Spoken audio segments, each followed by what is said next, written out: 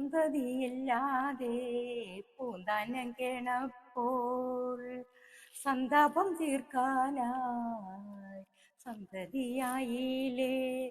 എന്തു പറയും ഞാൻ, എന്തു പറയും ഞാൻ, എൻ്റെ ഭഗവാനോ എന്തു പറയും ഞാൻ. ഒന്നും പറയാതെ ഒക്കെയും തന്നോളും, നിൻ പരിതാപങ്ങൾ ഒക്കെയും തീർന്നോളും. ഓക്കെ, എല്ലാവർക്കും വിഷു ആശംസകൾ. ഇന്ന് വിഷുവാണ്. ഇന്ന് വിഷുവിൻ്റെ ഐതിഹ്യങ്ങൾ എന്തൊക്കെയാണെന്ന് അറിയാത്തവരും ഉണ്ട്, അറിയുന്നവരും ഉണ്ട്. അത് പല ഐതിഹ്യങ്ങളും പറയുന്നുണ്ട്. ഇത് അറിയാത്തവർക്കായിട്ട് ഞാൻ എൻ്റെ ചെറിയ ചെറിയ ചില കാര്യങ്ങൾ പറഞ്ഞു തരാം.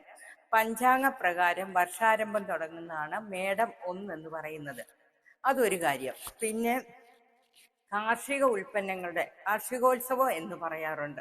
അതായത് വിളവുകളുടെ ഒരു ആഘോഷം, വിളവുകൾ എടുക്കുന്നതിൻ്റെയൊക്കെ ഒരു ആഘോഷമായിട്ട് കാർഷിക അതിൻ്റെ പറയുന്നുണ്ട്. പിന്നെ പറയുന്നത് എന്താന്ന് വെച്ചാൽ താരകാസുരനെ ശ്രീകൃഷ്ണൻ വിജയം വരിച്ച ദിവസമായിട്ട് പറയുന്നു. പിന്നെ വേറൊന്ന് പറയുന്നത് നമ്മുടെ ശ്രീരാമൻ രാവണനെ നിഗ്രഹിച്ച സീതയെ കൊണ്ട് വനവാസം തിരിച്ചു വരുന്ന ആ ദിവസം ഉണ്ടല്ലോ, അതാണെന്ന് അങ്ങനെ ഒരു കാര്യമുണ്ട്. പിന്നെ കൊന്നപ്പൂ ഉണ്ടായി എങ്ങനെയാണെന്നുള്ള ഒരു ഐതിഹ്യം ഞാൻ പറഞ്ഞുതരാം. അതിനും പല കാരണങ്ങളുണ്ട്. അതിൽ ഒരു കാര്യം പറയാം. അതായത് ഒരു കുട്ടി ഈ കൃഷ്ണ വിഗ്രഹത്തെ കണ്ടുകൊണ്ട് കളിക്കൂട്ടുകാരനായിട്ട് സങ്കല്പിച്ച് ഈ കുട്ടിയും കൃഷ്ണനും കൂടെ എപ്പോഴും കളിക്കുന്നതായിട്ട് സങ്കല്പിക്കും ഈ കുട്ടി. അപ്പൊ അതും ഒരു കുഞ്ഞു ചെറുക്കൻ കൊച്ചാണ്. അപ്പൊ അങ്ങനെ ഇരിക്കെ ഈ കൊച്ചിന് ഭയങ്കര ആഗ്രഹം ഈ കൃഷ്ണന്റെ രൂപം ഒന്ന് കാണണമെന്നുള്ളത് ഈ കൊച്ചിന് ഭയങ്കര ആഗ്രഹം. അപ്പം കൃഷ്ണൻ എന്താ ചെയ്തത്? കൃഷ്ണൻ ബാലരൂപത്തിൽ ഇവന്റെ മുന്നേ പ്രത്യക്ഷപ്പെട്ടു. പിന്നെ അങ്ങ് സന്തോഷം കൊണ്ട് അങ്ങ് കരയുവാണ്. അപ്പോഴത്തേനും ചോദിക്കും, നിനക്ക് എന്താ ഞാൻ തരേണ്ടതെന്ന് കൃഷ്ണൻ അവനോട് ചോദിക്കുന്നു. അപ്പം പറയുന്നു, ഈ കാഴ്ച തന്നെ എനിക്ക് ധാരാളമാണ്, എനിക്ക് ഇനി ഒന്നും തരണ്ടെന്ന് പറയുന്നു. അപ്പം കൃഷ്ണൻ എന്ത് ചെയ്തു? കൃഷ്ണന്റെ അരയിൽ കിടന്ന അരപ്പട്ട ഊരി ഈ കുട്ടിക്ക് കൊടുക്കുന്നു. ഈ കുട്ടി അത് സന്തോഷം കൊണ്ട് എല്ലാവരോടും പറയുവാണ്, എനിക്ക് കണ്ണൻ തന്നതാണ്, ഇതെനിക്ക് കണ്ണൻ തന്നെന്ന് പറഞ്ഞ് എല്ലാവരോടും പറഞ്ഞു. പക്ഷെ ആരും വിശ്വസിക്കുകയല്ലോ. കണ്ണൻ ഇത് കൊണ്ട് കൊടുത്തു എന്ന് പറഞ്ഞാൽ ഈ കുട്ടി പറയുന്ന ആരും വിശ്വസിക്കുന്നില്ല. അങ്ങനെ ആയി കഴിഞ്ഞപ്പോഴത്തേനും തിരുമേനി അമ്പലം പോയി തുറന്നപ്പോഴത്തേനും കണ്ണന്റെ അരയിൽ കിടന്ന അരപ്പട്ടയില്ല. അപ്പൊ ഈ കുട്ടി കള്ളനാണെന്നും പറഞ്ഞ് കുട്ടിയെ കള്ളനായി കഴിഞ്ഞപ്പോ ഇതിന്റെ അമ്മയ്ക്ക് ഇത് സഹിക്കാൻ പറ്റിയില്ല. എൻ്റെ മോനെ കള്ളനാക്കി എന്ന് പറഞ്ഞ് ഇവര് ഭയങ്കരമായിട്ട് ഇങ്ങനെ അമ്മ ഏതായാലും അമ്മയ്ക്ക് സഹിക്കുകയല്ല കുട്ടിയെ കള്ളനാക്കുന്നത്. അപ്പൊ ഇവരെന്ത് ചെയ്തു? ഈ അരയിൽ കിടന്ന ഈ അരപ്പട്ട ഒരു ഒറ്റ ഏറെറിഞ്ഞു. അവിടെ കണ്ട ഒരു മരത്തിൽ തെറിച്ച് അത് വീണു. അത് അവിടെ തങ്ങി നിന്നു. അത് നിറയെ പൂത്ത് നിന്നു. പൂക്കുലകളായിട്ട് നിറയെ പൂത്തു എന്നാണ് ഒരു ഐതിഹ്യം. ആ ദിവസമാണ് വിഷുവായിട്ട് വിഷുവായിട്ട് ആഘോഷിക്കുന്നത്. അങ്ങനെ പല പല കാരണം കൊണ്ട് നമ്മൾ ഈ വിഷുവിന് ഉണ്ട്. പിന്നെ ഈ വിഷു എന്ന് പറയുമ്പോൾ അത് ഒരാൾക്ക് മാത്രമുള്ളല്ല, ഒരു മതക്കാർക്ക് മാത്രമല്ല. ഈ വിഷു എന്ന് പറയുമ്പോൾ കാർഷിക ഉത്സവമായിട്ട് നമുക്ക് അങ്ങനെ ആഘോഷിക്കുമ്പോൾ അതെല്ലാവർക്കും അതുകൊണ്ട് പ്രയോജനപ്പെടുന്നതാണ്. അതുപോലെ തന്നെ നമ്മുടെ ഒരു മതത്തിലും ഒരു ആഘോഷങ്ങളും ഇന്ന ആൾക്കെന്നല്ല. അത് ശരിക്കും നമ്മൾ ആ മതങ്ങളെക്കുറിച്ച് പഠിച്ചിട്ടുണ്ടെങ്കിൽ നമ്മളെല്ലാം നമുക്ക് ആഘോഷമായിട്ട് തോന്നും.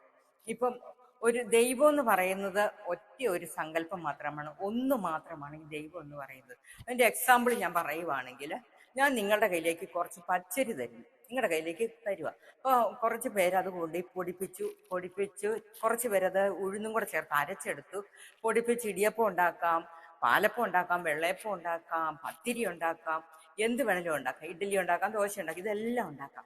ഓരോരുത്തരും അത് ഓരോന്ന് കൊണ്ടുപോയിട്ട് ഇഡ്ഡലി ഉണ്ടാക്കിയവൻ അതിന് ഇഡ്ഡലി എന്ന് പേരിട്ടു, ദോശ ഉണ്ടാക്കിയതിന് ദോശ എന്നിട്ട്, ഇടിയപ്പം ഉണ്ടാക്കിയതിന് ഇടിയപ്പം എന്ന് പേരിട്ടു. അങ്ങനെ ഓരോന്നിനും ഓരോ പേരിട്ട് വിളിച്ചു. അപ്പൊ യഥാർത്ഥത്തിൽ ഇതിന്റെ എവിടുന്നാണ് ഇത് വന്നത്? ഈ പച്ചരിയിൽ നിന്നല്ലേ ഇതെല്ലാം ഉണ്ടായേ എന്ന് പറഞ്ഞ പോലാണ് ദൈവം എന്ന് പറയുന്നത്. ദൈവം എന്ന് പറയുന്ന സങ്കല്പം ഒന്നു മാത്രമാണ്. അതിന് മതമില്ല, ജാതിയില്ല, ഒന്നുമില്ല. അതുകൊണ്ട് ആഘോഷങ്ങളെല്ലാം എല്ലാവർക്കും ഒരുപോലെ തന്നെ ആഘോഷിക്കാനുള്ള ഒരവസരമാണ്.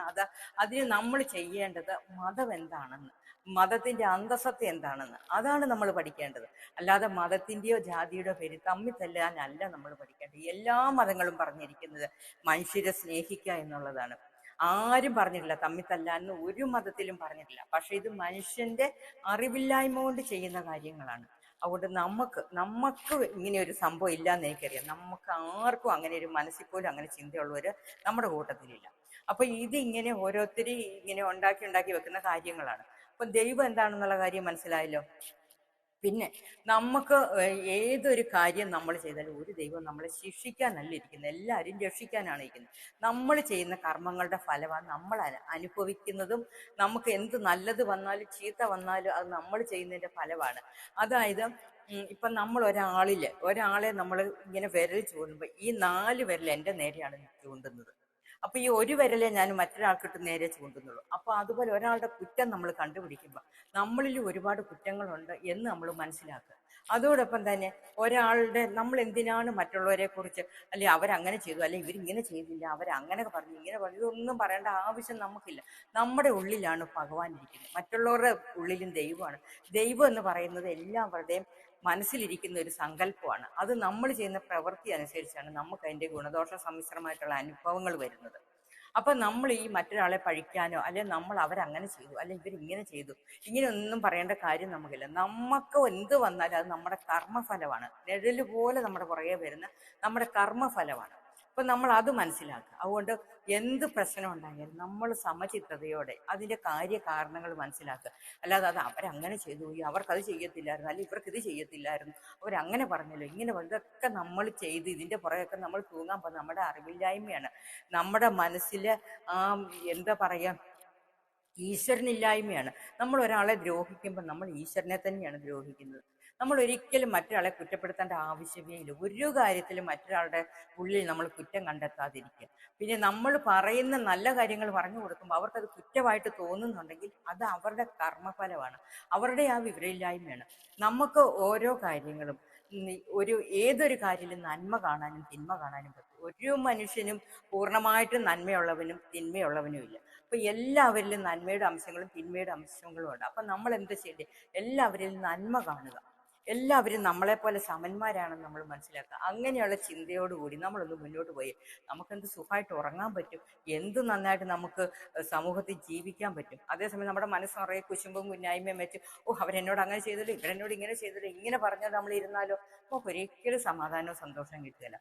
അപ്പൊ ഈ വിഷു ഇപ്പൊ എല്ലാവർക്കും മനസ്സിലായ വിഷു എന്താണ്, നമ്മൾ എങ്ങനെയാണ് ഒക്കെ ഏകദേശം ചെറിയ ഇതിൽ ഞാൻ പറഞ്ഞാലും കൂടുതൽ ലെങ്ത് ആക്കുന്നില്ല, നിങ്ങളെ ബോറടിപ്പിക്കുന്നില്ല. അതുകൊണ്ട് ഒരിക്കൽ കൂടി എല്ലാവർക്കും വിഷു ആശംസകൾ അറിയിച്ചുകൊണ്ട് okay, bye bye, see U.